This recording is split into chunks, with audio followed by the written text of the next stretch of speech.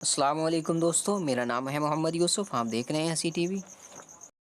دوستو، اس وقت اسلام کو ہماری دنیا کا دوسرا سب سے بڑا مذہب مانا جاتا ہے، کیونکہ عیسائی دھرم کے بعد اگر ہماری دنیا میں رہنے والے سب سے زیادہ لوگ اسی دھرم کو فالو کرتے ہیں تو وہ صرف اور صرف اسلام ہے۔ اتنا ہی نہیں، اسلام ہی وہ مذہب ہے جو اس وقت ہماری پوری دنیا میں سب سے تیزی کے ساتھ پھیل رہا ہے۔ اگر رپورٹرز کی مانیں تو بہت جلد ہی، یعنی اگلے کچھ سالوں کے اندر ہی، اسلام عیسائی دھرم کو پیچھے چھوڑ کر دنیا کا سب سے بڑا مذہب ہی بن جائے گا،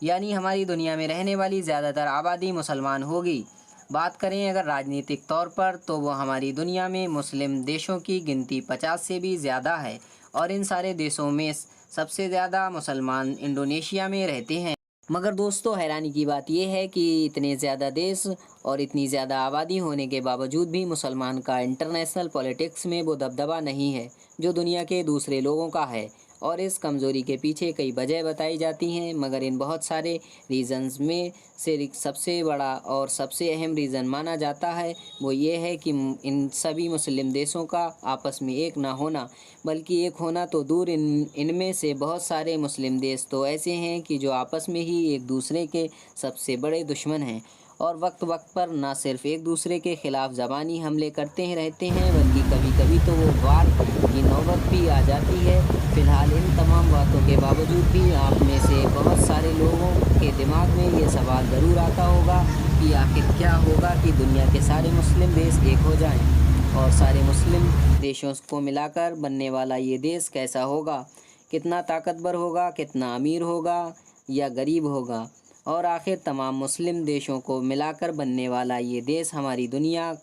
پر کیا اثر کرے گا۔ دوستو، آج کی اس ویڈیو کے ذریعے سے ہم یہی جاننے کی کوشش کریں گے کہ اگر ہماری دنیا میں موجود سارے مسلم دیش ایک ہو جائیں اور آخر ہماری یہ دنیا کیسی ہوگی۔ سب سے پہلے تو میں آپ لوگوں کو یہ بتاتا چلوں کہ اگر فیوچر میں ایسا ہوتا ہے تو سارے مسلم دیش سے مل کر بننے والا یہ نیا دیش ہماری دنیا اور ایشیا مہادیپ سے بھی کہیں زیادہ بڑا ہوگا، بلکہ سب سے زیادہ طاقتور بھی ہوگا، اتنا زیادہ طاقتور کہ جس سے کوئی مقابلہ کرنے کے بارے میں سوچے گا بھی نہیں، کیونکہ اس نئے بننے والے دیش میں ترکی اور ایران جیسے وہ علاقے بھی شامل ہوں گے کہ جن کو آج کے دور میں ڈیفنس کے معاملے میں بہت زیادہ طاقتور سمجھا جاتا ہے۔ اس کے علاوہ اس دیش کا border Indonesia, China, Russia, Europe کے ساتھ افریقہ کے کچھ دیشوں سے ملا کرے گا۔ آبادی کے معاملے میں بھی یہ نیا دیش دنیا کا سب سے بڑا دیش ہوگا۔ دنیا کے 70 سے 80% سمندر کے راستوں پر بھی اسی دیش کا کنٹرول ہوگا، جن سمندری راستوں کے ذریعے سے آج کے دور میں پوری دنیا میں بزنس کیا جاتا ہے۔ اس کے علاوہ اس بننے والے نئے دیش میں جہاں ایک طرف قطر، UAE اور سعودیہ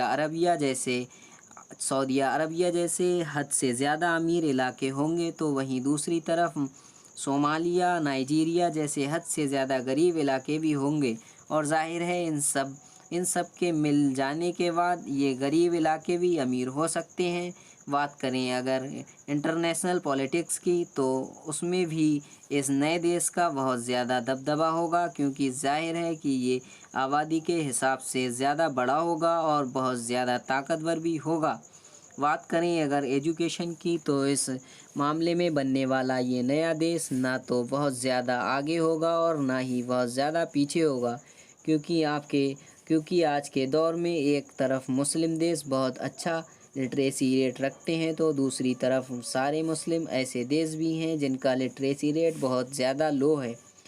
یعنی وہاں کے لوگ پڑھائی لکھائی کے معاملے میں بہت پیچھے ہیں۔ اس لیے ہم کہہ سکتے ہیں کہ اس معاملے میں سارے دیشوں کو مل جانے کی وجہ سے معاملہ برابر ہو جائے گا، مگر ایڈوانس ٹیکنالوجی کے معاملے میں یہ سینوریو بالکل الگ ہوگا۔ ہماری دنیا میں بہت کم ہی ایسے مسلم دیش ہیں کہ جو ایڈوانس ٹیکنالوجی میں آگے دکھتے ہیں، ورنہ زیادہ تر مسلم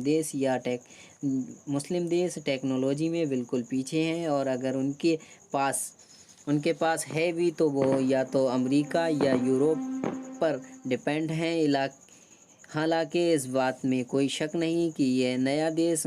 گولڈ یعنی سونے والا مالا مال ہوگا۔ اس کے علاوہ قدرت کے دوسرے بہت سارے خزانوں کے ساتھ ساتھ تیل اور گیسز کی دولت بھی مالا مال ہوگا۔ اس کو دنیا میں بھی اور بھی زیادہ طاقتور بنائے گا، مگر دوستو سارے مسلم دیشوں سے مل کر بننے والا اس نئے دیش کو بہت ساری پریشانیوں کا بھی سامنا کرنا پڑے گا، اور پھر اس میں سب سے بڑی پریشانی ہوگی فرقہ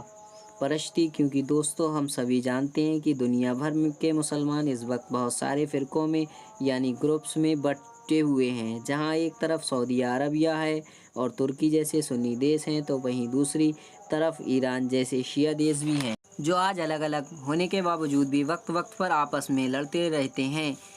اب ظاہر ہے کہ جب یہ سب لوگ ایک ہو جائیں تب تو ان کے لڑنے کے چانسز اور بھی زیادہ بڑھ جائیں گے۔ اس کے علاوہ ایک پریشانی لینگویج یعنی زبان کو لے کر بھی ہو سکتی ہے۔ ویسے تو اس بات کو لے کر کوئی شک نہیں کہ اسلام دھرم کی سب سے پوتر زبان عربی کو مانا جاتا ہے، کیونکہ عربی ہی وہ زبان ہے کہ جس میں مسلمانوں کی سب سے پوتر یعنی مقدس کتاب قرآن مجید کو نازل کیا گیا تھا۔ اسی کے لیے 99% اسی زبان کو ماننے والے اس نئے دیش کی راشٹر بھاشا یعنی نیشنل لینگویج بنایا جائے گا، لیکن ان سب کے باوجود بھی یہ ممکن ہے کہ زبان کو لے کر کوئی جھگڑا ہو جائے، کیونکہ یہ نئے بننے والے دیش میں جہاں ایک طرف بہت بڑی آبادی اردو بولنے والوں کی ہوگی، تو وہیں دوسری طرف پرشین، عربی اور ترک، اس کے علاوہ بہت ساری زبانوں کو بولنے والے لوگوں بھی موجود ہوں گے۔ ساتھ ہی ساتھ لوگوں کے کلچر کو لے کر بھی اس نئے دیش میں ایک نئی مصیبت کھڑی ہو سکتی ہے، کیونکہ ظاہر ہے